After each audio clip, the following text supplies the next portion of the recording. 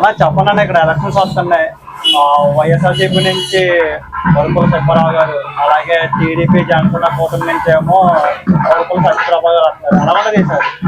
ఇక్కడైతే టీడీపీ వస్తుంది. ఎందుకంటే జగన్ గారికి ఈ ఉచిత పథకాల వల్ల చాలా రాష్ట్రం వెనకబడిపోయింది. ఉచిత పథకాలు ఉచితం అన్నదే అబద్ధం. ఉచితం అన్నది ఇవ్వకూడదండి. ఒకటే ఉచితం ఇచ్చింది ఉచిత విద్య ఇవ్వాలండి, ఉచిత వైద్యం ఇవ్వాలి, అంతే తప్ప మిగతా ఏ ఉచిత పథకాలు కూడా ప్రజలకు అవసరం లేదండి. ఎవరి కాలు బతికి స్తోమతలో ఉన్నారో అందరూ కూడానే దాని గురించి ఉచిత పథకాలు అనేది అబద్ధం. ఏ ప్రభుత్వం వచ్చినా సరే ఉచిత పథకాలు తీసేయాలని. నేరుగా అకౌంట్ లో డబ్బులు వేయడం ఇలాంటివన్నీ వద్దంటారు. అవి ఎందుకండి అకౌంట్ లో డబ్బులు? దేని గురించి అకౌంట్ లో డబ్బులు? దానికన్నా రోడ్లు ఏమంటారా? అభివృద్ధి చూపించాలి కదండి. ఇప్పుడు ఎక్కడికైనా వెళ్తున్నాం, మీ రాజధాని ఏదైనా అడిగితే మేము ఏం చెప్తామండి? మీ ఇంటి పేరు అంటే ఏమని చెప్తారు మీరు? ఇంటి పేరు లేదు, నా పేరు సురేష్ అంటే ఏ సురేష్ చెప్పాలి కదా, పలానా. అలాగే మన ఆంధ్రప్రదేశ్ ఏపీకి రాజధాని ఏది? రాజధాని ఏదంటే పలానా క్యాపిటల్ చెప్పాలి కదా. ఎక్కడ కరెక్ట్ గా చెప్పండి. నిజంగా మా రాజధాని ఇది అని చెప్పుకోవడానికి ఏమైనా ఉందా? 3 రాజధానులు ఏంటండి?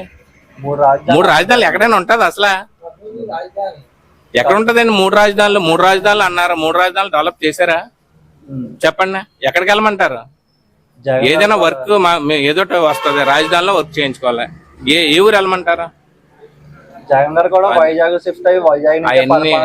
అవన్నీ కాదండి. కరెక్ట్ గా ఒక రాజధాని తీసుకొచ్చి ఉచిత వైద్యం, ఉచిత విద్య అది తీసుకొచ్చి కరెక్ట్ గా రైతుకి సరిపడినంత ఎరువులు ఇచ్చి పంటలు బాగా పండేలా చూస్తే, ఏదైనా సబ్సిడీ ఇస్తే రైతులకు ఇవ్వండి. రైతు అంతే, అంతేగాని ఇంకా ఉచిత పథకాలు తీసేయండి. ఎవరైనా సరే తీసేయాలి, ఏ ప్రభుత్వం వచ్చినా సరే తీసేయండి.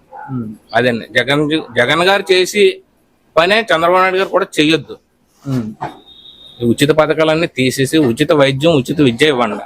ఇదే మేము కోరుకుంటున్నాం. అంతే. ఈసారి అయితే సైకిల్, ఈసారి మట్టికి సైకిల్ చూస్తాం.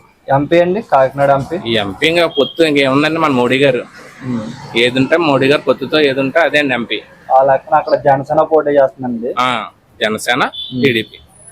అంటే ఇక్కడ సైకిల్, అక్కడ గ్లాస్. అంతే, గ్లాస్ అండి, రెండట్లుగా వేస్తాం. మీరు అయితే మారాలంటారు ప్రభుత్వం? మారాలండి, ప్రభుత్వం అయితే మారాలండి. ఉచిత పథకాలు వద్దండి, ఉచిత పథకాలు వద్దండి. ఉచిత పథకాలు మొత్తం తీసేయాలండి. ఉచిత విద్య, ఉచిత వైద్యం అంతే అండి. ఉచిత విద్య, ఉచిత వైద్యం అంతే అండి. ఇంకా రెండోది ఏదో రైతుకు సబ్సిడీ. రైతు మనం పండించి తినే ఆహారం మీద ట్యాక్స్ లేకండి. ఆహార పథకాల మీద, మనం తినే ఆహారం మీద మనమే పండించుకుంటే దానికి చెప్పుకోదగ్గ ఏది లేదు. ఉచిత పథకాలన్నీ తీసేసి ఏదైనా సబ్సిడీలు అయితే రైతుకు పెట్టండి. మనం తినే ఆహారం మీద పన్నులు తగ్గించండి. పేదవాడు శుభ్రంగా కొనుక్కొని తింటాడు.